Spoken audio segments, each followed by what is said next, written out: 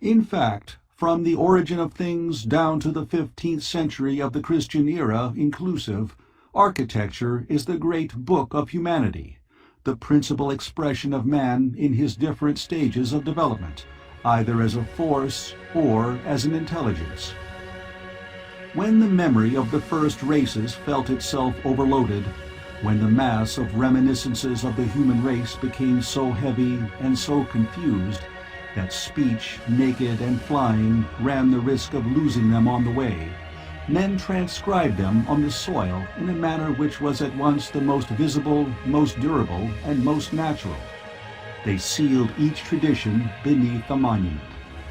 The first monuments were simple masses of rock, which the iron had not touched, as Moses says. Architecture began like all writing. It was first an alphabet. Men planted a stone upright, it was a letter, and each letter was a hieroglyph, and upon each hieroglyph rested a group of ideas, like the capital on the column. This is what the earliest races did everywhere, at the same moment, on the surface of the entire world. We find the standing stones of the Celts in Asian Siberia, in the pampas of America.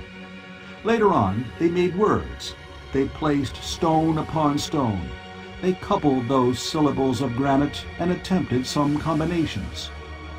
The Celtic dolmen and cromlech, the Etruscan tumulus, the Hebrew galgal are words. Some, especially the tumulus, are proper names. Sometimes even when men had a great deal of stone and a vast plain, they wrote a phrase. The immense pile of Karnak is a complete sentence. At last they made books. Traditions had brought forth symbols, beneath which they disappeared like the trunk of a tree beneath its foliage. All these symbols in which humanity placed faith continue to grow, to multiply, to intersect, to become more and more complicated. The first monuments no longer sufficed to contain them. They were overflowing in every part. These monuments hardly expressed now the primitive tradition, simple like themselves, naked and prone upon the earth. The symbol felt the need of expansion in the edifice. Then architecture was developed in proportion with human thought. It became a giant with 1,000 heads and 1,000 arms, and fixed all this floating symbolism in an eternal, visible, palpable form.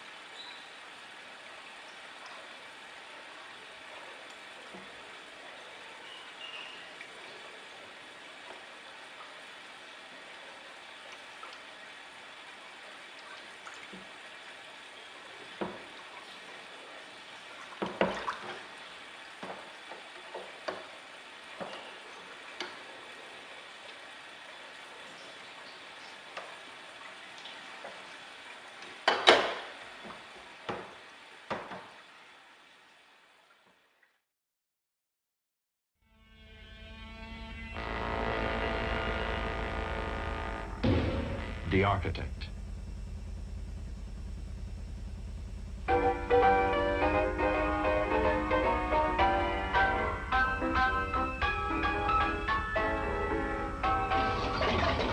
He was fascinated by his own time and its new technical possibilities. He wrote, "To want to fly like a bird was to misconceive the problem. The right way to go about it was to invent a flying machine without thinking about anything except pure mechanics."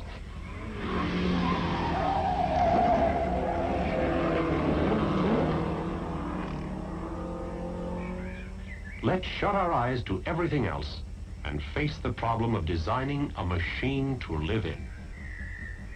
And he came up with the solution of making buildings out of a series of standardized elements which could be combined in different ways. The basis was a concrete framework. Interior walls, which had no supporting function, could then be placed at will, while doors, windows, closets, all prefabricated, could be equally freely disposed. It was a foretaste of modern production methods. But how were Le Corbusier's ideas received by society? In 1925, despite opposition, he used these methods in building 51 small houses near Bordeaux. But their unfamiliar look caused the occupants to alter them. Le Corbusier's only comment was, "Life is always right." From that time on, untreated concrete became the hallmark of his architecture.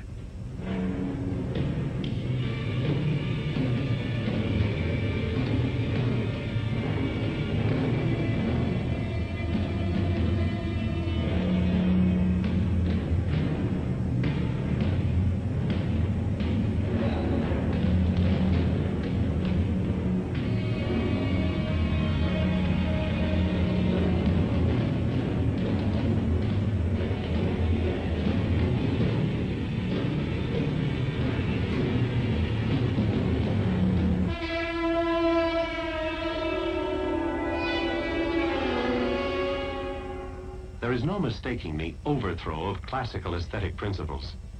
But the new plastic language simply grew out of new technical possibilities.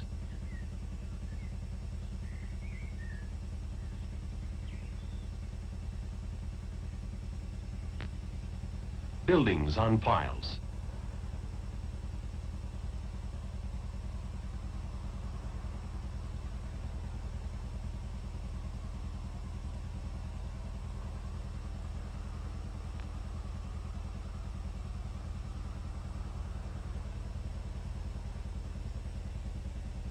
Free facades.